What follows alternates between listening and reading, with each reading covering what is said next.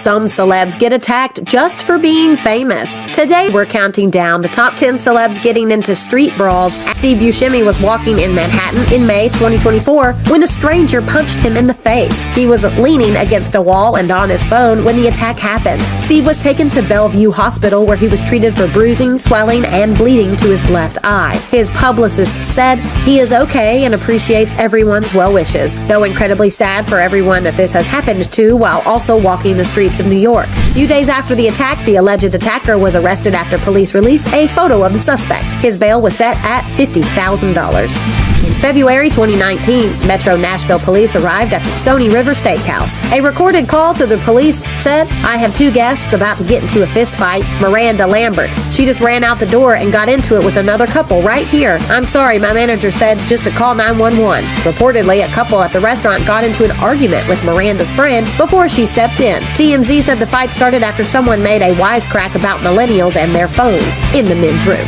A man went up to the singer's table and started yelling, so Miranda walked over to the man's wife and dumped a salad on her.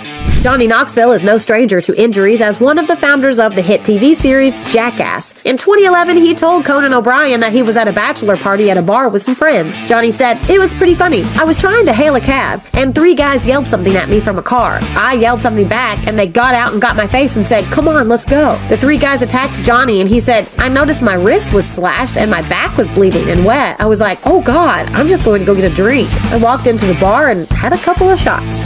Beverly Hills 90210 and Sharknado actor Ian Ziering was attacked by a group of people on mini bikes New Year's of 2024. Ian was in traffic with his daughter in the car when a gang of mini bikers surrounded his car. He said, "In an attempt to assess any damage, I exited my car. This action unfortunately escalated into a physical altercation, which I navigated to protect myself." LAPD said after the assault that mini bike riders vandalized the motorist's vehicle while his 10-year-old child remained in the front seat. A 20-year-old man and a 40-year-old woman were arrested in connection with the assault in May 2024.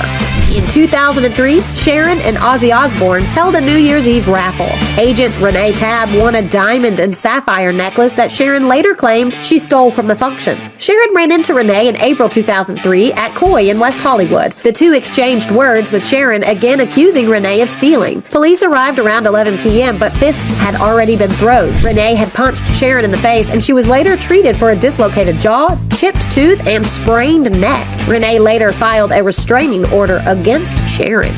Scottish actor Tommy Flanagan and his recognizable facial scar can be seen in projects from Braveheart to Sons of Anarchy. As a teenager, he was DJing at a bar in Glasgow. After work one night, he was jumped by a group of drunken hooligans. They beat him up and cut his face from the corners of his mouth outward. Talking about his scars now, Tommy says, "I don't give it a second thought. It's just like a big wrinkle on my face."